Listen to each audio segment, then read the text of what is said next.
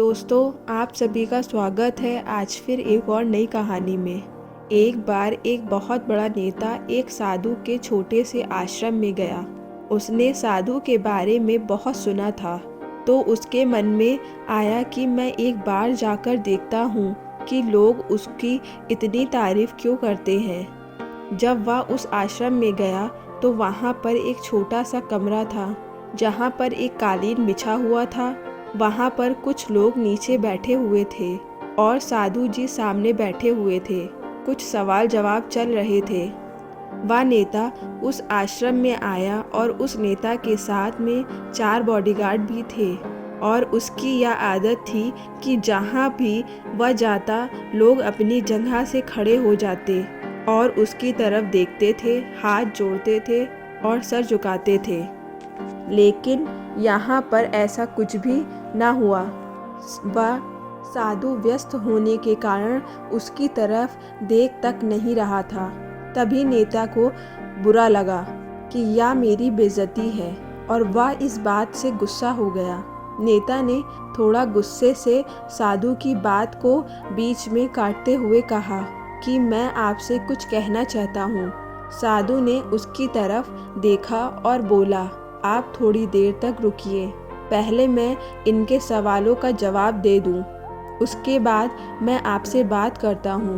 तब तक आप अगर चाहें तो बैठ सकते हैं। बस साधु का इतना कहना था कि नेता का चेहरा गुस्से से लाल हो गया और फिर उसने अपना सारा गुस्सा उस साधु पर निकाल दिया। अभी तक वह नेता बहुत तमीज़ से आप करके बात कर रहा था, लेकिन अब वह तू तड़ाक कर बात करने लगा।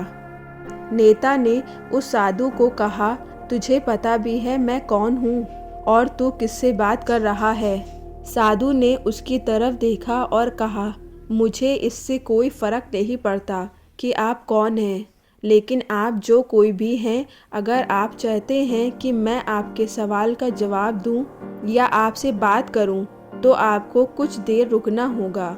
और साधु की यह कहते ही नेता गुस्से से पागल हो गया और वही सबके सामने चीखने चिल्लाने लग गया। अब मैं तुझे तेरी असली औकात दिखाऊंगा। तूने मुझसे पंगा लेकर के ठीक नहीं किया। तुझे पता भी है मैं तेरे बारे में क्या सोचता हूँ। साधु ने फिर से नेता की तरफ देखा और बड़े ही प्रेम से कहा कि मुझे इससे कोई फ़र्क नहीं पड़ता कि आप मेरे बारे में क्या सोचते हैं। आप जो चाहे वह मेरे बारे में सोच सकते हैं। फिर नेता ने उससे कहा कि तू चाहे सुनना चाहता है या नहीं, लेकिन मैं तुझे यही सब के सामने बताऊंगा कि मैं तेरे बारे में क्या सोचता हूँ।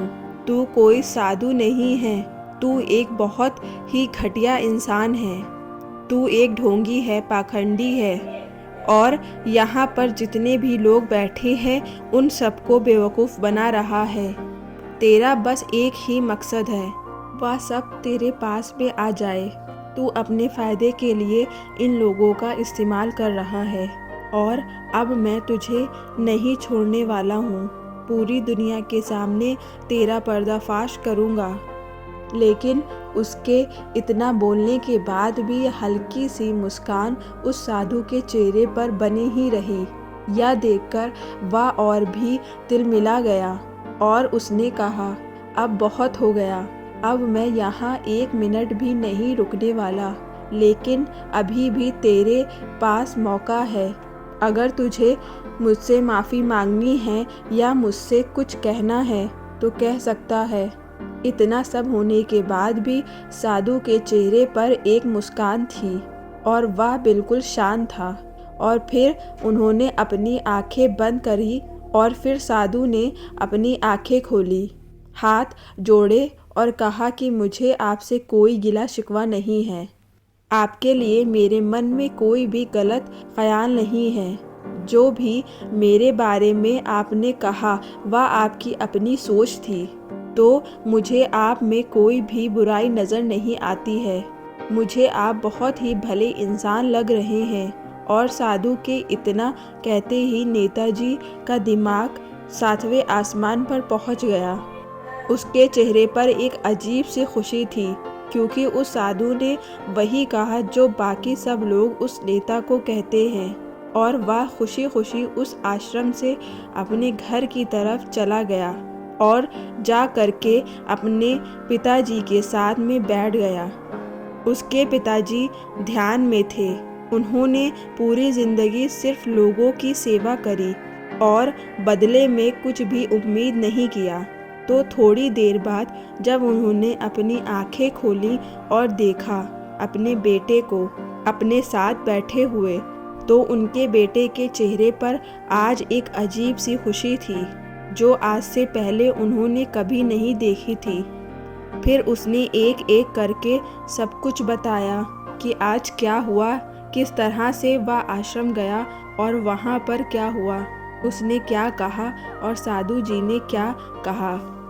जब उसके पिताजी ने पूरी बात सुनी तो थोड़ा सा मुस्कुराए और अपने बेटे को देख करके बोले कि उन्होंने तुम्हारी तारीफ नहीं करी, क्योंकि उन्होंने वह नहीं कहा कि जो तुम हो, उन्होंने वह कहा कि जो वह खुद है।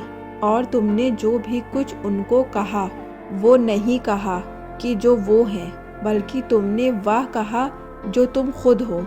यही बात वेदों में भी कही गई है, यथा दृष्टि तथा सृष्टि। यह दुनिया तुम्हें वैसे ही दिखेगी जैसी यह दुनिया है, यह दुनिया वैसे ही दिखती है तुम्हें जैसे तुम खुद हो।